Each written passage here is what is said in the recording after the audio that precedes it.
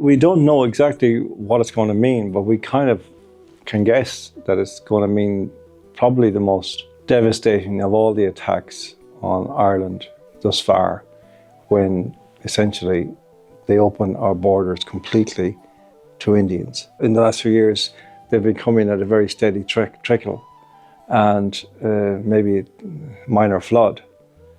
This, it seems to me, is going to send out a message. Ireland's open for business to India, to Indians, to come here. In reality, we're not.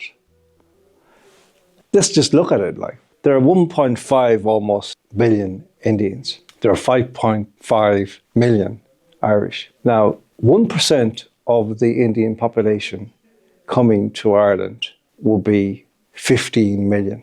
1%. Now, 1% will be a relatively small amount, I think, who might respond to an open invitation to come to Ireland and be given preferential treatment for housing, income, a job, if not, social welfare, health benefits, all the other benefits that they get. And that would be a definition of Ireland that would not be Ireland, obviously. We're almost there anyway in other respects in general, but that would be in one fell swoop. 1% of Irish people going anywhere would make virtually no difference. It will be 55,000.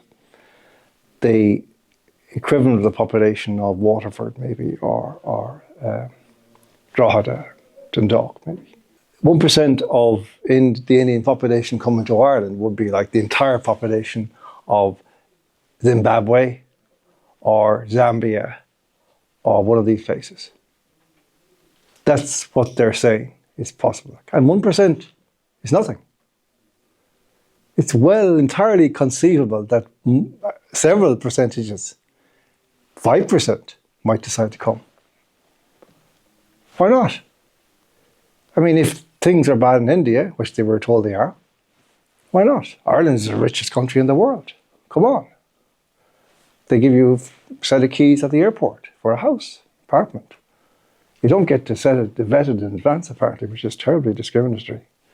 But it's not bad. You know, you can swap it later on, and they do. So it's clear, this is the point.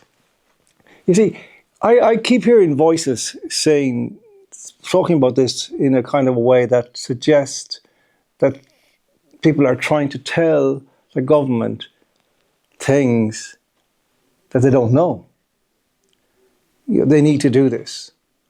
We need to have more children. We need to incentivize larger families. Yeah? And you think that they don't know that? You think that that's not precisely what they're trying to achieve, to ensure that we don't have larger families?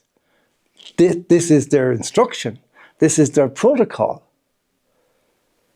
In the same way,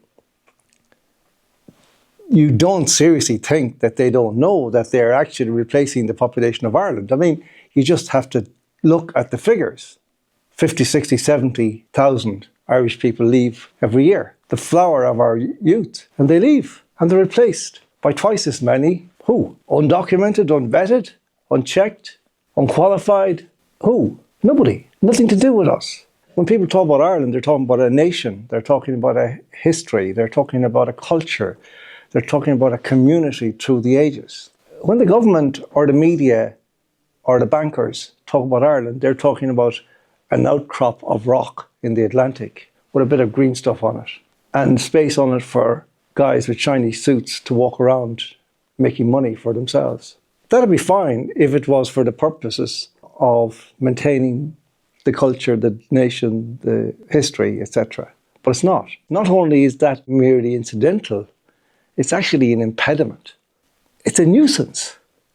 What are these people still walking around this island that we want to try to get going some business in?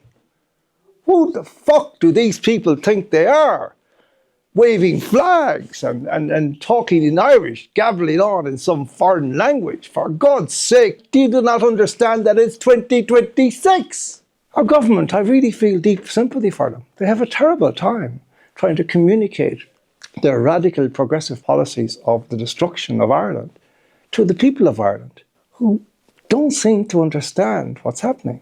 So I think we need to start a campaign, advertising maybe, or whatever, to explain to the Irish people, no, the Indians are coming to replace you. There's no inequality about it. They're entitled to houses, you are not. Is that clear? What's complex about that? The reason they get the houses is because they're replacing you. They're taking over your country. Do you understand? This is what I think the government needs to do. Maybe this is a little naive of me that they haven't thought of this yet. I'm pretty sure they're close to it now. One of these days, the Taoiseach Micheál will go on TV and say, listen, which is all ever, fuck off. They need to collapse the existing entity that is Ireland with all this bothersome history and culture and memory and all that stuff, to start a new Ireland, which is populated by people who don't care about any of that old stuff, who have their own history somewhere else and culture, and they can go off there on their holidays every so often. They don't want to have to deal with that because this is a business. It's not a country. It's a business. Come on. You can't be bringing your private life and your hobbies to work. And they're cluttering the place up with all this marching and flag waving and whatnot. Parades and processions and religious events and whatnot. Holy days of obligation. What's all that about? This is the most important thing to get across to the Irish people. It's not that the government doesn't understand what you're saying to them. It's that you don't understand that what you're saying is exactly what they want to achieve. You say, oh, they're replacing the population. Yeah, it's an invasion. Hello? How long did it take you to work that one out? It's plantation. It's Cromwellian. It put Cromwell in the halfpenny place. It wipes out Cromwell's achievement in one fell swoop. Forget Cromwell, talk me whole. That's Ireland now. That's what it's about.